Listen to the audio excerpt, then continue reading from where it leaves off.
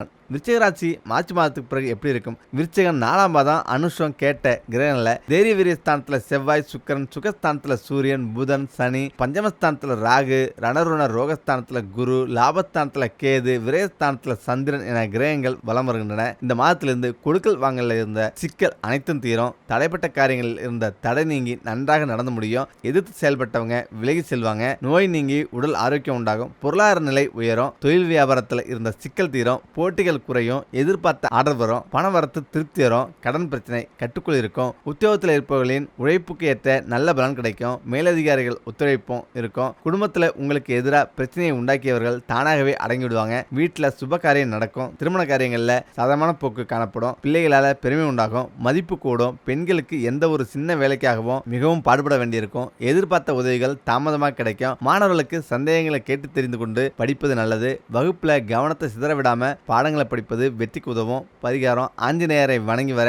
பொருளாதாரம் மேம்படும். அதே சமயம் தீராத கஷ்டம் தீர வேண்டுமா? இந்த ஒரு பூவை வைத்து பூஜை பண்ணுங்க. வாழ்வில் உங்கள் துன்பங்கள் அனைத்தும் பறந்தோர செய்யக்கூடியது துர்க்கை அம்மன் வழிபாடு. துக்கங்கள், எதிரிகள் பிரச்சனை நீங்க, வெற்றி கிடைக்க, தைரியம் அதிகரிக்க, மங்களங்கள் நிறைய என எந்த பிரச்சனையாக இருந்தாலும் வழிபட வேண்டிய ஒரே தெய்வம் துர்க்கை அம்மனாகும். அத்தனை சக்தி படைத்தது துர்க்கை வழிபாடாகும். பொதுவாக அனைத்து தெய்வங்களையும் நேருக்கு நேராக நின்று கைகளை கூப்பி வணங்கி வழிபடுவதுதான் நம்முடைய வழக்கம். ஆனால் துர்க்கை அம்மனிடம் மட்டும் மண்டியிட்டு கைகூப்பி வணங்க வேண்டும். இப்படி மனமுருகி நம்முடைய பிரார்த்தனையை சொல்லி உண்மையான பக்தியுடன் வேண்டிக் கொண்டால் நம்முடைய வேண்டுதல் எதுவாக இருந்தாலும் அதை துர்க்கை அம்மன் போக்கிவிடுவாள். கஷ்டங்கள் தீர பரிகாரம் இதுதான். ஏதாவது பிரச்சனை வந்துவிட்டால் உலகத்தில் யாருமே இல்லாமல் நாம் தனியாக விட்டது போன்ற உணர்வு பலருக்கு வந்துவிடும். தனியாக இருக்கும் நமக்கு ஆதல் கூறக்கூட யாரும் இல்லையே என மனம் இயங்கும். தொட்டது எல்லாம் தோல்வியில் முடிந்து கஷ்டத்திற்கு மேல் கஷ்டம் வந்து கொண்டிருந்தால் நமக்கு நேரம் சரியில்லை என புலம்புவோம். ஆனால் இப்படி தீராத கஷ்டங்கள் வருவதற்கு கர்ம வினைகள் கூட காரணமாக இருக்கலாம். பொதுவாக கஷ்டம் என்று வந்தாலே துர்க்கை அம்மனை வழிபட வேண்டும் என்று சொல்வார்கள். பல நாட்களாக தீராத பிரச்சனை, தீராத நோய், தீராத மனக்கஷ்டம், பணக்கஷ்டம், எதிரிகள் தொல்லை, கடன் தொல்லை, நவகிரக தோஷங்கள், மங்கல்ய தடை, இப்படி எந்த பிரச்சனை இருந்தாலும் ராகு காலத்தில் துர்க்கை அம்மனுக்கு எலுமிச்சையில் விளக்கு போட்டால் தீரும் என்பது அனைவருக்கும் தெரியும். செவ்வாய், வெள்ளி, ஞாயிற்றுக்கிழமைகளில் வரும் ராகு காலத்தில் துர்க்கை அம்மனை வழிபடுவதுதான் பொதுவாக நாம் செய்யும் வழிபாடு. எப்படிப்பட்ட கஷ்டமாக இருந்தாலும் அதை போக்கக்கூடியவள் துர்காதேவி என்பதால் இந்த வழிபாடு அம்பிகை எப்போதும் நமக்கு துணையாக இருக்க செய்யும். முக்கியமாக வீட்டில் துர்க்கை அம்மன் படம் இருந்தால் எடுத்துக்கொள்ளலாம். இல்லாவிட்டால் ஒரு மண் அகலில் விளக்கேற்றி அதையே அம்பாளாக நினைத்து வழிபடலாம். செவ்வாய்க்கிழமை காலை 6 மணி முதல் 7 மணி வரையிலான நேரத்தில் துர்க்கைக்கு 2 அகல்களில் நெய்தீபம் ஏற்றி வைத்து 108 பிச்சி பூக்களை கொண்டு துர்க்கை காயத்ரி மந்திரம் அல்லது துர்க்கை 108 போற்றி ஆகியவற்றை சொல்லி அர்ச்சனை செய்து வழிபட வேண்டும். ஏதாவது ஒரு நெய்வேத்தியம் வைத்து இந்த பூஜை செய்து உங்களின் வேண்டுதலை முன்வைக்க வேண்டும். இந்த வேண்டுதலை 9 செவ்வாய்க்கிழமைகள் தொடர்ந்து செய்து வர வேண்டும். கஷ்டம் தீர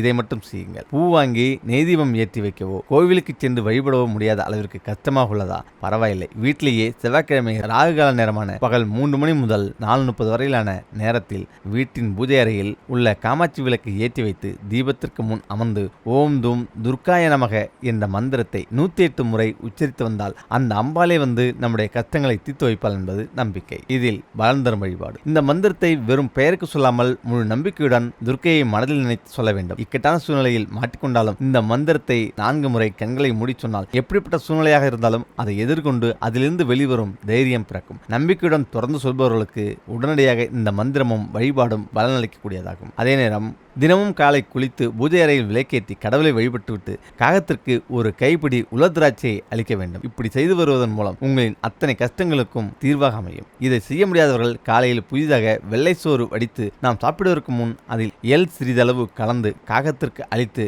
காகம் சாப்பிட்டதற்கு பின் நாம் சாப்பிட்டு வரலாம். இதனால் நாம் அனுபவித்து வரும் துன்பங்கள் பனி போல விலகும். காகங்களுக்கு உணவளிப்பதன் மூலம் சனி பகவானின் அருள் மட்டுமல்லாது நம் முன்னோர்களின் ஆசியம் நமக்கு கிடைத்து வாழ்வில் முன்னேற உதவும். மறைந்த முன்னோர்கள் அதாவது பித்ருக்கள் காக்கை வடிவில் வந்து வழிபாட்டில் கலந்து கொள்வதாக பெரியவர்கள் சொல்வர். இதனால் பித்ருக்களின் ஆசி கிட்டும் என்பது நம்பிக்கை. மேலும் காக்கைகளை அன்று வழிபடுவதால் சனி பகவானை திருப்திப்படுத்தியதாகவும் கருதுகிறார்கள். காக்கை சனி பகவானின் வாகனம். காக்கைக்கு உணவளிப்பது சனிக்கு மகிழ்ச்சி தருமாம். காக ஊனமுற்ற மாற்றுத்திறனாளிகளுக்கு இயன்ற உதவியை செய்வதன் மூலம் சனி பகவானின் மனதை குளிர வைக்க முடியும். உங்களுக்கு இருக்கின்ற கஷ்டம் இருந்த இடம் தெரியாமல் போக வேண்டுமென்றால் இதை மட்டும் தொடர்ந்து செய்து வாருங்கள். அப்புறம் பாருங்கள், நீங்களும் கோடீஸ்வரர் தான். முக்கியமாக செல்வத்துக்குரிய மகாலட்சுமியை தொடர்ந்து 24 வெள்ளிக்கிழமைகள் வழிபட்டு வந்தால் வீட்டில் செல்வம் வளம் பெருகும். வெள்ளிக்கிழமைகளில் பெருமாள் கோயிலில் உள்ள தாயாருக்கு அபிஷேகத்திற்கு தேவையான பசும்பாலை வழங்கினால் பணவரவு உண்டாகும். பச்சை வர்ண வளையலை தாயாருக்கு அணிவித்துட செல்வம் பெருகும். சுக்கிர உரையில் மகாலட்சுமி அஸ்தோத்திரம் சொல்லி செந்தாமரை இதை கொண்டு அர்ச்சிக்க தனலாபம் கிடைக்கும். இதை வெள்ளிக்கிழமையில் செய்ய வேண்டும். வெள்ளிக்கிழமையில் அரச மரத்தடி விநாயகருக்கு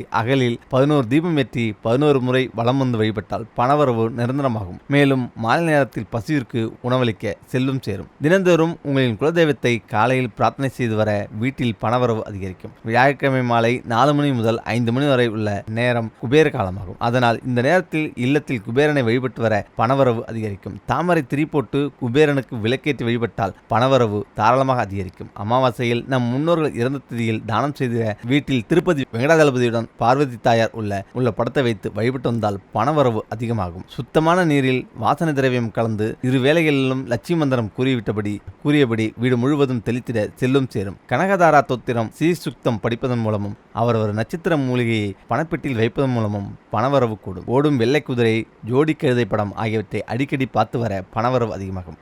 வீட்டில் வெள்ளப்புறாக்களை வளர்த்தால் பணத்தட்டுப்பாடு நீங்கும். ஆந்தை வழிபட்டால் பணவரவு உண்டாகும். மற்றும் ஆந்தை படத்தினை தொடர்ந்து பார்த்து வந்தால் செல்வ வளம் அதிகரிக்கும். ஒவ்வொரு மாதத்திலும் வரும் பௌர்ணமி ஒன்று சத்யநாராயண பூஜை செய்து வந்தால் செல்வங்கள் பெருகும். மேற்கூறியவற்றை இடைவிடாது செய்து உங்களின் வாழ்க்கையை மகிழ்ச்சியானதாக மாற்றிக்கொள்ளுங்கள். அதே நேரம் முக்கியமாக கவனிக்க வேண்டியது, இந்த 5 பொருட்கள் வீட்டில் இருந்தால் பண கஷ்டம் ஏற்படும். வீட்டில் கணவன் மனைவி 2 பேருமே வேலைக்கு செய்கிறார்கள், ஆனால் வாங்கிய சம்பளம் வீட்டில் தங்க மாட்டது என்று கவலைப்படுகிறவர்களின் எண்ணிக்கை அதிகம். பண கஷ்டம் சரியாவதற்காக ஆன்மீக ரீதியாக பரிகாரம் செய்கிறார்கள். சிலருக்கு பலன் அளித்திருக்கும், சிலருக்கு பலன் அளித்திருக்காது. முக்கியமாக வீட்டில் உள்ள சில பொருட்களால் பண கஷ்டம் ஏற்படும். அது என்னென்ன பொருட்கள் என்று பார்க்கலாம். வீட்டில் உள்ள சில பொருட்களால் நேர்மறை ஆற்றலும் ஏற்படும், எதிர்மறை ஆற்றலும் ஏற்படும். எதிர்மறை ஆற்றல் நிறைந்த பொருட்கள் இருந்தால் பண கஷ்டம் ஏற்படும். மேலும் பணவரவு அதிகரிக்காமலும் இருக்கும். அவை என்னென்ன பொருட்கள் என்று இப்பொழுது பார்க்கலாம். உடைந்த கண்ணாடி. வீட்டில் உள்ள கண்ணாடி எங்கு வைத்திருந்தாலும் அந்த கண்ணாடியானது உடைந்த நிலையில் இருந்தால் அதை வைத்திருக்கக்கூடாது. கண்ணாடியில் சிறு கீறல் இருந்தாலும் அதை வைத்திருக்கக்கூடாது. வீட்டில் உள்ள கண்ணாடி மட்டுமல்ல, வண்டி கண்ணாடி, கார் கண்ணாடிகளும் உடைந்த அல்லது கீறல் இருந்தாலும் அகற்றிவிடவும். காலணி. வீட்டில் பயன்படுத்தாத காலணிகள் இருந்தால் வைக்கக்கூடாது. மேலும் கிழிந்த நிலையில் உள்ள காலணி அல்லது பழைய காலணி போன்றவற்றை வீட்டில் வைத்திருக்கக்கூடாது. இதுபோல் வைத்திருந்தால் வீட்டில் பணக்கஷ்டம் ஏற்படும். கடிகாரம். ஓடாத கடிகாரம் இருந்தால் கழட்டிவிடவும். இல்லை என்றால் கடிகாரத்தை சரி செய்யவும். நீங்கள் கைகளில் கட்டியிருக்கும் கடிகாரமும் ஓடாமல் இருக்கக்கூடாது. நாற்காலி. உடைந்து போன நாற்காலி, டேபிள் போன்ற எந்த பொருட்களும் வைத்திருக்கக்கூடாது. உடைந்த பொருட்களை வைத்திருந்தால் வீட்டில் உள்ளவர்களுக்கு மருத்துவ செலவு ஏற்படும். அதுபோல் கட்டிலுக்கடியில் பயன்படுத்திய பொருட்களை வைத்திருக்கலாம், ஆனால் பயன்படுத்தாத பொருட்களை கட்டிலுக்கடியில் வைக்கக்கூடாது. துடைப்பம். தேய்ந்து போன துடைப்பத்தை வீட்டில் பயன்படுத்தக்கூடாது, வைத்திருக்கவும் கூடாது. புதிய துடைப்பம் வாங்கி பயன்படுத்தாமல் இருக்கக்கூடாது. துடைப்பம் மற்றும் ஒட்டடை குச்சி போன்றவை அடுத்தவர்களுக்கு கடனாக கொடுக்கக்கூடாது. மேலே கூறப்பட்டுள்ள இந்த 5 பொருட்கள் வீட்டில் இருந்தால் அகற்றிவிடவும்.